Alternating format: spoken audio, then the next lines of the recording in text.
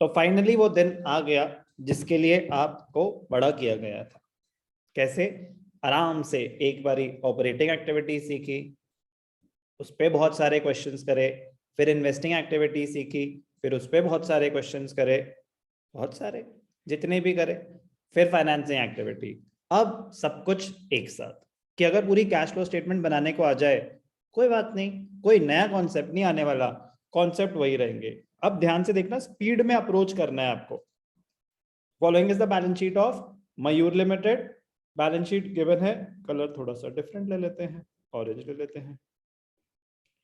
सबसे पहले तो शेयर कैपिटल नोट्स देखो, नोट्स एक एक करके। Share capital note number 1, note number 1 में क्या है? इक्विटी शेयर कैपिटल भी है, 10% प्रेफरेंस शेयर कैपिटल भी है। Year 20 previous year, 21 current year. Okay, 4 lakh से 5 लाख तो इक्विटी शेयर्स इशू हुए, 150 से 1 लाख तो प्रेफरेंस शेयर्स रिडीम हुए। अपनी मार्किंग्स कर लेंगे छोटी छोटी, अभी तो बस रीड कर रहे हैं। Reserves and surplus note number 2। Reserve and surplus में सिक्योरिटीज प्रीमियम रिजर्व है, 0 से 10,000 हुआ, सिक्योरिटीज प्रीमियम रिजर्व बढ़ा। इसका मतलब जो भी आपने शेयर से इशू करे या डिबेंचर्स इशू करे, कोई भी चीज इशू करी, प्रीमियम पे इशू करी, तो प्रोसीड्स को अफेक्ट करेगा। जनरल रिजर्व 40 से 70 रिजर्व बढ़ा है, तो ट्रांसफर टू जनरल रिजर्व हुआ होगा। Surplus difference in the current year balance and previous year balance क्या होता है?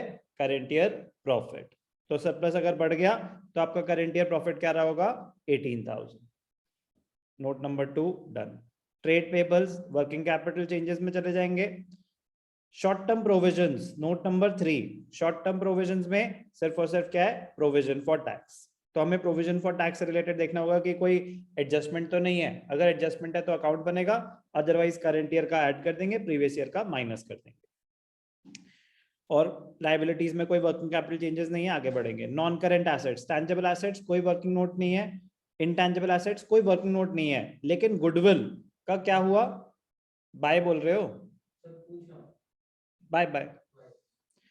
गुडविल का क्या हुआ? 1,15,000 से 90,000 हो गया। गुडविल कम होने का रीजन क्या हो सकता है सहीश? सर बेची होगी। बेची होगी? नहीं सॉरी सर, अमोर्टाइज हो गई होगी। एक चीज बताओ, बेची सर होगी? अमोर्टाइज हो गई होगी। श्योर? Yes sir. अगर कुछ मेंशन नहीं होगा, आगे हम पढ़ेंगे, अगर कुछ मेंशन नहीं है तो decrease in goodwill is amortisation and not sale of goodwill. तो डेप्रिसिएशन अमोर्टाइजेशन ऐड बैक कर देंगे ऑपरेटिंग एक्टिविटीज में। चलो, current investments working capital changes में आते हैं हर्षदा, या कहीं और आती हैं current investments? Sahish, current investments cash flow statement में कहां आती हैं? सर वर्किंग कैपिटल चेंजेस में उनका चेंज तो आता ही है। आता है? हाँ सर। और कोई है हमारे साथ? Kashika? No sir, sir cash and cash equivalents के साथ आता है। तो वर्किंग कैपिटल चेंजेस में नहीं आता? No sir. गुड, ये कैश एंड कैश इक्विवेलेंट्स का पार्ट है, ये वर्किंग कैपिटल चेंजेस में नहीं आता। तो वर्किंग कैपिटल चेंजेस में कौन से करंट एसेट्स और करंट लायबिलिटीज नहीं आते? Current investments, marketable securities, provision for doubtful debts नहीं दिखाना चाहिए, गलत नहीं होता, ऑल्टरनेट ट्रीटमेंट है, अलग से दिखाना चाहिए। और शॉर्ट टर्म बोरोइंग्स, ठीक है ना, short term borrowings financing activity में चला जाता है। Current investment working capital changes में नहीं आता, कैश एंड कैश इक्विवेलेंट का पार्ट माना जाएगा। इन्वेंट्रीज ये वर्किंग कैपिटल का है, क्या हो रहा है? 1 लाख से 1,82,000 तो आपके बढ़ गए, एडलेस तो फॉर्मेट की बात है, आपकी इन्वेंट्रीज बढ़ गई। Trade receivables again working capital changes का पार्ट है, no change. Cash and cash equivalents, balance sheet में कैश एंड कैश इक्विवेलेंट्स वो कंपनीज एक्ट के हिसाब से शेड्यूल 3। कैश फ्लो में कैश एंड कैश इक्विवेलेंट्स होते हैं ये वाले cash in hand, cash at bank, plus current investments और मार्केटेबल सिक्योरिटीज। याददाश्त वापस आई सहीश? Yes sir. ठीक है, आगे बढ़ेंगे। और तो कुछ नहीं है, पूरी बैलेंस शीट रीड कर ली। अब एडिशनल इंफॉर्मेशन क्या कह रही है? Propose dividend for the years 21 and 20, तो करंट ईयर का दे रखा है, प्रीवियस ईयर का दे रखा है। करंट ईयर का 60, प्रीवियस ईयर का 50। करंट ईयर को भूल जाओ, कंटिजेंट लायबिलिटी है, अगले साल होगा जो भी होगा, कुछ नहीं करेंगे, जो भी करेंगे 50,000 का करेंगे, इसी को ऊपर ऐड कर देंगे, ऑपरेटिंग में, फाइनेंसिंग में इसी की पेमेंट दिखा देंगे। Machine costing 50,000, depreciation provided there on 30,000 was sold for 10,000. Asset बेचा है, मशीनरी, आपके पास एसेट्स में है टेंजिबल एसेट्स, तो आपको इसका अकाउंट बनाना पड़ेगा, फिर देखेंगे क्या होगा।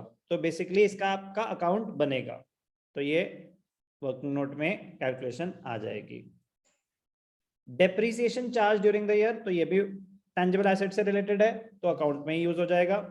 Interim dividend as it is amount दिया हुआ है, ऑपरेटिंग में ऐड हो जाएगा, फाइनेंसिंग में माइनस हो जाएगा। इनकम टैक्स पेड दे रखा है, इनकम टैक्स पेड दे रखा है, प्रोविजन फॉर टैक्स भी एग्जिस्ट करता है, तो इसका मतलब इसका अकाउंट बनेगा। कोई भी डाउट? जल्दी, कोई भी डाउट? ठीक है, अब ध्यान से देखना, स्टीवन ने बोला नो सर, उसके बाद बहुत धीरे आई। एनीवे, अब सबसे पहले क्वेश्चन स्टार्ट करने से पहले आपको वर्किंग नोट्स बनाने चाहिए कि कौन से अकाउंट बन रहे हैं। तो सबसे पहला अकाउंट मशीनरी है, तो मशीनरी में मशीनरी है, नो। टेंजिबल एसेट्स है, तो टेंजिबल एसेट्स के नाम से अकाउंट बन जाएगा। एक टेंजिबल एसेट्स का अकाउंट बनेगा, एक प्रोविजन फॉर टैक्स का अकाउंट बनेगा, और किसी चीज का अकाउंट नहीं बनेगा। चलो, tangible assets opening 280, working notes में कहाँ है वर्किंग नोट्स, बना देते हैं अभी। ठीक है, tangible assets to balance BD, opening balance, tangible assets opening balance 280, 280, 370। तो सबसे पहले बैलेंस से दिखा देते हैं। 280 assets have a debit balance, तो इसलिए डेबिट साइड पे। Closing balance 370, 370। अब टेंजिबल एसेट से रिलेटेड इंफॉर्मेशन क्या थी? Depreciation charge during the year was 20,000, तो डेप्रिसिएशन दिखा देते हैं सबसे पहले, बाय डेप्रिसिएशन कितना? 20,000। अब machine costing 50,000, depreciation provided there on 30,000 was sold for 10,000। तो ये depreciation provided there on, Rama, ये कहीं पे आएगी अकाउंट में? नो। तो फिर ये किस पर्पस के लिए दे रखी है? वेरी गुड, ये एक इंफॉर्मेशन है टू कैलकुलेट प्रॉफिट और loss on the sale of asset. 50 की खरीदी थी, 30 उस पर आज तक के डेप्रिसिएशन है, सोल्ड फॉर 10,000। तो आपको छोटा सा वर्किंग करना चाहिए, ध्यान से देखना। 50 माइनस 30, तो जो एसेट आपने बेचा, बुक वैल्यू क्या है उसकी? 50 की आपने खरीदी थी, original cost, minus accumulated depreciation, depreciation provided there on 30, yes, 30,000। तो आज की डेट में उसकी वैल्यू क्या है? 20। इट वाज सोल्ड फॉर 10,000, तो लॉस हुआ कितना? 10,000। वेरीफाई कर लेते हैं वैल्यूज। 50 minus 30 sold for 10,000। ठीक है, तो अब अकाउंट में कैसे दिखाएंगे? अकाउंट में पहले आ जाएगी sale value by bank account, sale value. Sale value कितनी है? 10,000। लॉस हुआ 10,000 का, by statement of profit and loss. कितना लॉस हुआ? 10,000। और कुछ है मशीनरी से रिलेटेड? डेप्रिसिएशन भी आ गई, सेल भी आ गई, और कोई इंफॉर्मेशन नहीं है। तो अब बैलेंसिंग फिगर डेबिट साइड पे आ रहा है। डेबिट साइड पे बैलेंसिंग फिगर क्या हो सकता है Sahish? Sir purchase. Very good, तो यहाँ लिखेंगे टू बैंक अकाउंट, ब्रैकेट्स में लिखना चाहिए बैलेंसिंग फिगर क्या है? Purchase of machinery, tangible assets, कुछ भी लिखो, एक ही बात है। बट अकाउंट का नाम वही रहेगा जो बैलेंस शीट में अपेयर हो रहा है। हमें कुछ मेंशन नहीं है नोट्स में, उसके नोट्स तो नहीं थे, अगर नोट्स होते तो नाम आ रहा होता, अदरवाइज आप ऐसे ही छोड़ेंगे।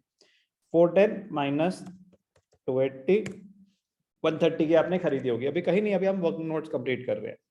Provision for taxation, opening balance 40, closing balance 50, tax paid 35। Liabilities का क्रेडिट बैलेंस होता है, तो credit side by balance BD कितना था? 40।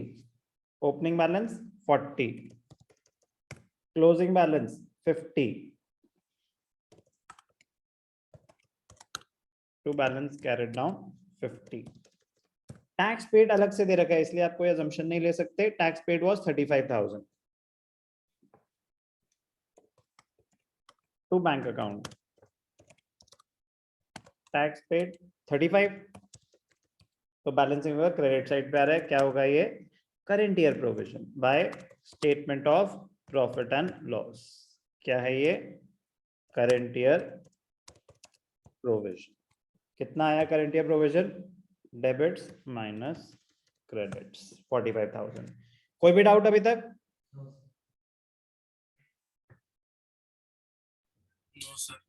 ओके अब ध्यान से देखना, अकाउंट कोई और नहीं बन रहा, लेकिन हमें दे रखा है प्रपोज डिविडेंड। रमा आप ही बताना बेटा, यहां लिखा हुआ है propose dividend current year previous year, तो करंट ईयर को इग्नोर कर देंगे, प्रीवियस ईयर का देंगे।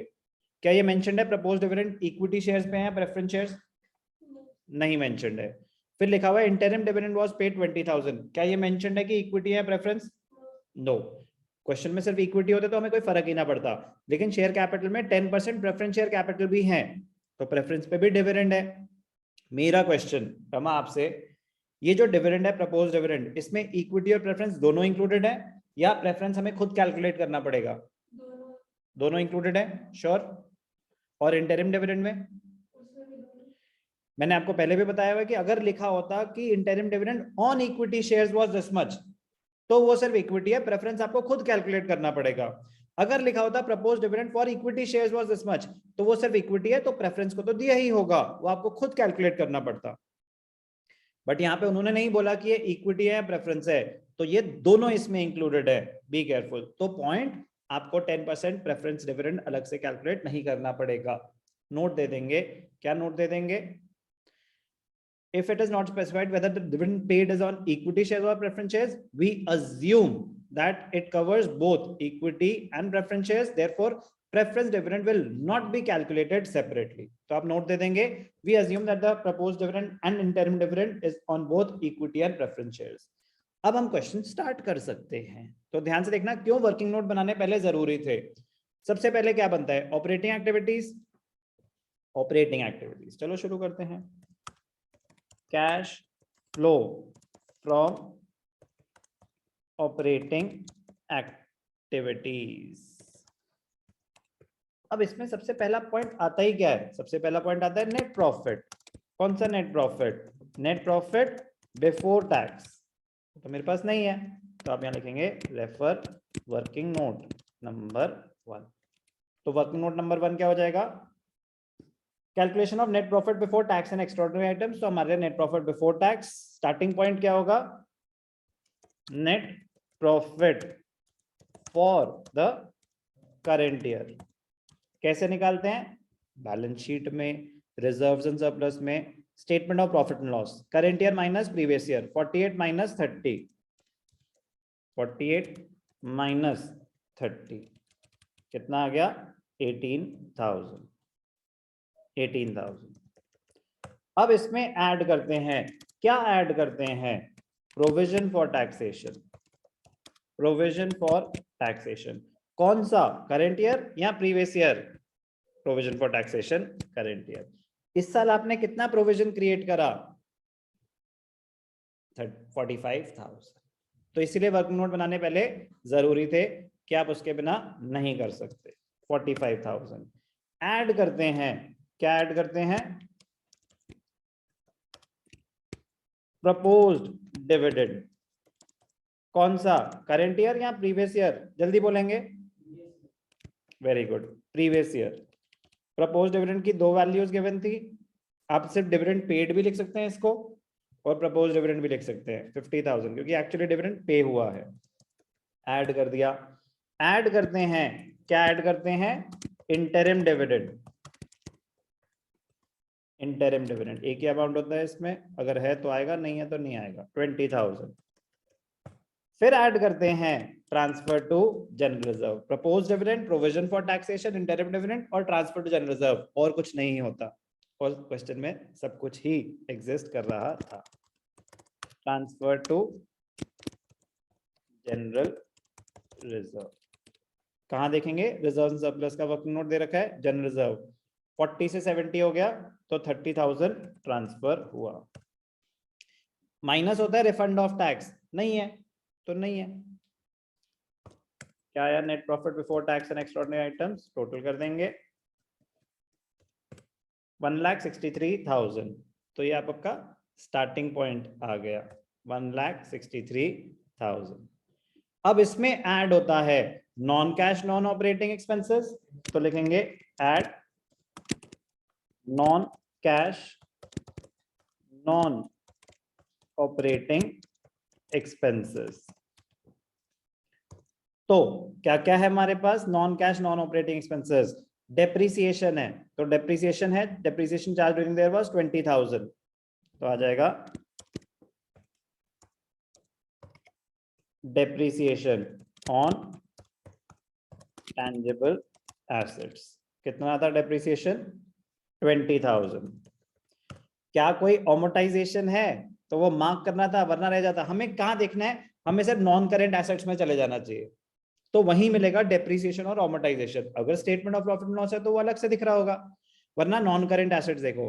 टैंजिबल एसेट्स के डेप्रिसिएशन हम ले चुके हैं, बचे इनटैंजिबल एसेट्स। गुडविल कम हुई है तो 25,000 अमोर्टाइजेशन ऑफ गुडविल, तो आप गुडविल रिटर्न ऑफ भी लिख सकते हैं। गुडविल रिटर्न ऑफ कितना था? 25,000, वेरीफाई कर लेंगे। 115 से 90 25,000। फिर क्या कोई इंटरेस्ट ऑन बोरोइंग्स है? फाइनेंस कॉस्ट ऐड होती है। इंटरेस्ट ऑन बोरोइंग्स कहां देखेंगे? नॉन करेंट लायबिलिटीज में जाओ। जब आपकी कोई लॉन्ग टर्म बोरोइंग्स ही नहीं है तो इंटरेस्ट ही नहीं हो सकता, कोई बैंक लोन ही नहीं है तो इंटरेस्ट नहीं हो सकता, आगे बढ़ जाओ। क्या कोई loss on sale of assets है? Loss on sale of assets है, आप एसेट अकाउंट पे जाओ, कितना लॉस था? 10,000, तो आपने ऐड कर दिया loss on sale of assets, कितना? 10,000। अब कोई अंडरराइटिंग कमीशन रिटर्न ऑफ, कोई प्रिलिमिनरी एक्सपेंसेस रिटर्न ऑफ नहीं, ऐसा कुछ भी नहीं है, आगे बढ़ेंगे। माइनस करते हैं नॉन ऑपरेटिंग इनकम, पहले इतना टोटल कर लेते हैं।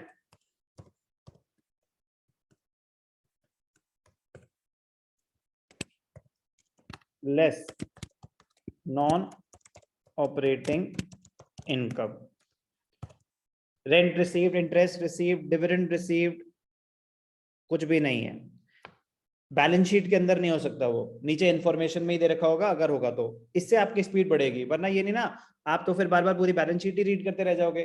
तो ये पता होना चाहिए कि वो इन्फॉर्मेशन वहां मिलेगी नहीं। Statement of profit and loss होता तो अदर इनकम में आती, नहीं तो नीचे इन्फॉर्मेशन में आती। कोई इनकम नहीं है तो 0 है, 0 रहने देंगे। अब जो नेट रिजल्ट आया, क्या बोलते हैं इसको? Operating profit before working capital changes. क्या आ गया आपके पास? Operating profit before working capital changes. अब इसमें ऐड करते हैं वर्किंग कैपिटल चेंजेस। क्या ऐड करेंगे? ऐड करेंगे increase in current liabilities, decrease in current assets. तो देखेंगे एक एक करके, कहां? सीधा जाओ working current assets, current liabilities में। करंट लायबिलिटीज बड़ी हैं, 88 से कोई वर्किंग नोट तो नहीं है, trade payables as it is दिख रहा है, 88 से 122 बड़ा है, तो ऐड हो जाएगा क्या? Increase in trade payables. कितना इंक्रीज हुआ है ट्रेड पेबल्स? कहाँ है ट्रेड पेबल्स? ये रहे 88 122, मतलब 90 32 34 34 20 30 180 34,000 से इंक्रीज हुआ है, तो ऐड हो जाएगा 34। ठीक है जी। और कोई करंट लायबिलिटी? और कोई करंट लायबिलिटी नहीं है। करंट एसेट्स पे आ जाते हैं। Current investment working capital changes में आते नहीं। इन्वेंट्रीज बढ़ रही हैं, माइनस होंगे। ट्रेड रिसीवेबल्स नो चेंज, कुछ नहीं, तो बस ये एक आइटम ऐड होना था, एक आइटम लेस हो जाएगा। लेस में क्या लिखेंगे? Increase in current assets, decrease in current liabilities. क्या था आपके पास? Increase in inventories. अब सोचो एक एक आइटम होगा, लेकिन आपकी स्पीड तो तब बढ़ेगी ना जब आपको पता होगा कि जल्दी जल्दी देखना कहाँ पे है, वरना तो सपने में भी नहीं कर पाओगे। 82,000 से इंक्रीज हुआ। ओके जी, -82,000, वेरी गुड। अब और कोई वर्किंग कैपिटल चेंज नहीं है तो हम इसको कैलकुलेट कर लेंगे। अभी तक क्या आया, कैश जनरेटेड फ्रॉम ऑपरेशंस। इसको क्या बोलते हैं, कैश जनरेटेड फ्रॉम ऑपरेशंस। इसमें से माइनस होता है, क्या माइनस होता है, टैक्स पेड। क्या माइनस होता है, tax paid, net of refund. Refund शिफंड कुछ है ही नहीं, तो टैक्स पेड गिवन था 35,000। 35,000 तो क्या आ गया आपका,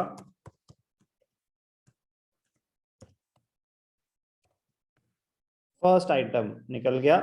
क्या है, cash flow from operating activities. अब आपको फिर दिख जाएगा कि सबसे जो ज्यादा दिमाग लगना है वो इसी में लगना है, बाकी सब बहुत छोटे होंगे। बट आउटर कॉलम में सिर्फ एक चीज आई है अभी फाइनल, बाकी सब आप डिटेल्स में कैलकुलेशन दिखा रहे थे। अब नेक्स्ट होता है इन्वेस्टिंग एक्टिविटीज। तो चलो जल्दी से हम जाते हैं इन्वेस्टिंग एक्टिविटीज पे। Second, cash flow from investing activities. अब ध्यान से देखना, यहां आपकी स्पीड बढ़ सकती है। Cash flow from active investing activities, सिर्फ और सिर्फ डायरेक्टली अटैक करो नॉन करेंट एसेट्स को। नॉन करेंट एसेट्स पे जाओ, ना मुझे इक्विटी से कोई लेना देना, ना मुझे करंट लायबिलिटी से कोई लेना देना, नॉन करेंट एसेट्स। तो पहले टैंजिबल एसेट्स को पकड़ते हैं। टैंजिबल एसेट्स के अकाउंट पे जाते हैं, जब अकाउंट ही बनाया हुआ है हमने। इनफ्लोज क्या हुए, सेल ऑफ मशीनरी 10,000, तो इनफ्लो है, यहाँ पे आप लिख देंगे सेल ऑफ मशीनरी कितना, 10,000। और कोई इनफ्लो है और कोई एसेट है, नो, मतलब टैंजिबल एसेट्स में तो और नहीं है। आउटफ्लो है परचेज ऑफ मशीनरी, फिर देखते हैं और कोई एसेट है, क्योंकि इनफ्लोज पहले दिखाने हैं।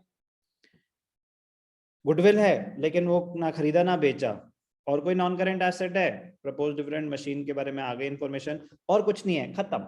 तो जल्दी से purchase of assets 1,30,000, purchase of tangible assets 130। आज आदित्य काफी हेल्प कर रहा है मेरी। चलो नेगेटिव, तो इसको क्या बोलेंगे, इसको बोलेंगे cash used in investing activities. Third, cash flow from financing activities. Heading में तो आपको फ्लो फ्रॉम ही लिखना पड़ेगा, नेट रिजल्ट आएगा पॉजिटिव या नेगेटिव। फाइनेंसिंग एक्टिविटीज ठीक है। अब ध्यान से देखना बेटा, इसके लिए फाइनेंसिंग एक्टिविटीज सबसे पहले आप इक्विटी में जाओ। इक्विटी में गए, वर्किंग नोट है तो वर्किंग नोट में जाओ। इक्विटी शेयर कैपिटल 4 लाख से 5 लाख हुआ, शेयर्स इशू हुए। शेयर्स इशू हुए तो ध्यान से देखना, शेयर्स इशू हुए, अगर शेयर्स इशू हुए 4 लाख से 5 लाख, क्वेश्चन में प्रीमियम भी है, ध्यान से देखना। अच्छा हुआ देख लिया, मतलब खैर पहले भी याद था। सिक्योरिटीज प्रीमियम रिजर्व है 0 से 10,000, तो आपने जो शेयर्स इशू करे वो प्रीमियम पे होंगे। बट सर ऐसा लग रहा है कि आपने कहा था कि जो प्रीमियम है वो ऑपरेटिंग में माइनस भी होगा। याद है जब मैंने कहा था कि शेयर्स प्रीमियम पे हो रहे हैं? बेटा अब ध्यान से सुनना कि क्या कहा था। मैंने कहा था कि अगर शेयर्स प्रीमियम पे हुए हैं तो वो नॉन ऑपरेटिंग इनकम है, प्रॉफिट में से माइनस कर दो। अगर प्रॉफिट्स में इंक्लूडेड है तो वहां पे कभी कभी लिखा होता है ना कि securities premium was credited to statement of profit and loss. अगर बैलेंस शीट में सेपरेट अकाउंट आ रहा है तो क्या वो statement of profit and loss के बैलेंस में इंक्लूडेड होगा? जल्दी बोलेंगे। अगर सिक्योरिटीज प्रीमियम का सेपरेट अकाउंट आ रहा है बैलेंस शीट में रिजर्व्स में, तो क्या वो statement of profit and loss के बैलेंस में इंक्लूडेड होगा?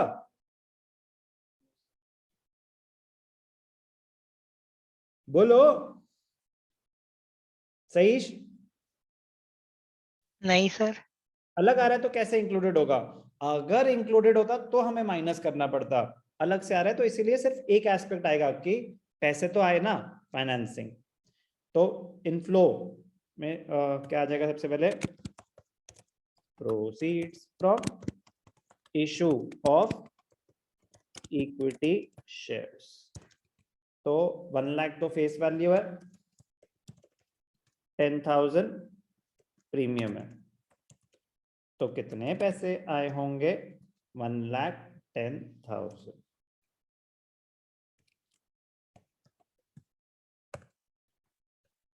Back to financing activities. Share capital done.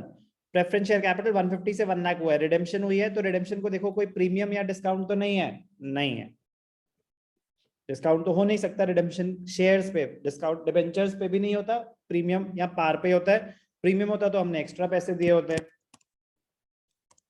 Redemption of 10% preference share capital 50,000 payment हुई है, आउटफ्लो। इनफ्लो तो नहीं है कोई और, एक बार चेक कर लेते हैं, कोई पैसे आए हों, कोई शॉर्ट टर्म बोरोइंग्स नहीं है। करंट इन्वेस्टमेंट कैश इक्विवेलेंट्स में चला जाएगा, कैश इक्विवेलेंट्स। कोई और फाइनेंसिंग एक्टिविटी इनफ्लो वाली तो नहीं है, आउटफ्लो वाली है। अगर इनफ्लो वाली होती तो पहले सारे इनफ्लोज दिखाने चाहिए थे। अब आउटफ्लो, प्रपोज डिविडेंड पे हुआ होगा, इंटरिम डिविडेंड पे हुआ होगा, तो यहाँ पे आ जाएगा dividend paid for previous year और इंटरिम डिविडेंड पेड, दोनों ही आउटफ्लोज हैं। Previous year dividend 50, interim dividend 20, तो -50 -20, नेट रिजल्ट क्या रहा आपकी? कोई और फाइनेंसिंग एक्टिविटी? फाइनेंसिंग एक्टिविटी आपकी share capital inflow, preference share redeemed, interim dividend आ गया, प्रपोज डिविडेंड आ गया, और कुछ नहीं है।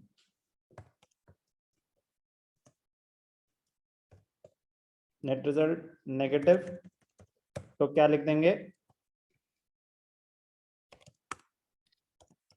Cash used in financing activities, cash used in financing activities. Operating, investing, financing, तीनों का रिजल्ट आ गया। अब इसको हम समराइज करेंगे, टोटल करेंगे तीनों को, तो देखेंगे पॉजिटिव आया नेगेटिव आया। पॉजिटिव आया 5,000, 5,000 पॉजिटिव। क्या लिखेंगे इसको हम? ये फोर्थ आइटम होता है हमारा, ये हो गया आपका नेट इंक्रीज, पॉजिटिव है तो net increase in cash and cash equivalence. अब ये चीजें हम इंडिविजुअली अभी तक कैलकुलेट कर रहे थे, अब बस क्लोजिंग पार्ट आपके लिए नया है, आप इसमें ऐड कर दो। क्या ऐड कर दो? Opening cash and cash equivalents, opening cash and cash equivalents. इसमें क्या क्या आएगा? इसमें आएगा करंट एसेट्स में जाओ, करंट इन्वेस्टमेंट्स हैं क्या, मार्केटेबल सिक्योरिटीज हैं क्या, आएंगी 15,000, और कैश एंड कैश इक्विवेलेंट्स 81,000। तो करंट इन्वेस्टमेंट्स और कैश एंड कैश इक्विवेलेंट्स, तो वो कैश इन हैंड बोलते तो हम कैश इन हैंड लिख देते। ओपनिंग बैलेंस करंट इन्वेस्टमेंट्स 15,000 और 81,000, 15,000 और 81,000। अब ध्यान से देखना बेटा, क्लोजिंग पार्ट सिंपल सा है। इस साल हमने net increase in cash and cash equivalents मतलब 5,000 का कैश जनरेट करा, पहले से हमारे पास 96 का पड़ा हुआ था, तो हमारे पास एंड में कितना होना चाहिए? 1,01,000, यस और नो?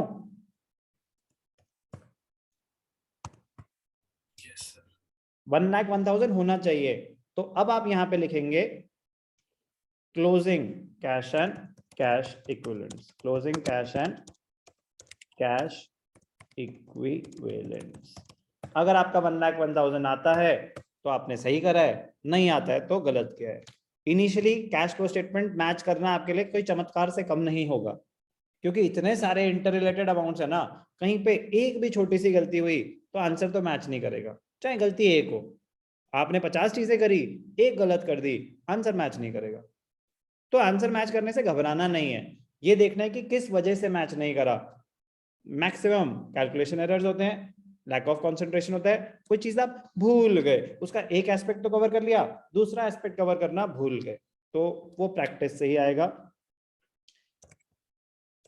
क्लोजिंग करंट इन्वेस्टमेंट्स और closing cash and cash equivalents. Value देख लेते हैं क्या है इनकी, देखते हैं चमत्कार हुआ कि नहीं हुआ। 10,000 91,000 लग रहा है हुआ। Closing current investments 10,000, cash and cash 91,000,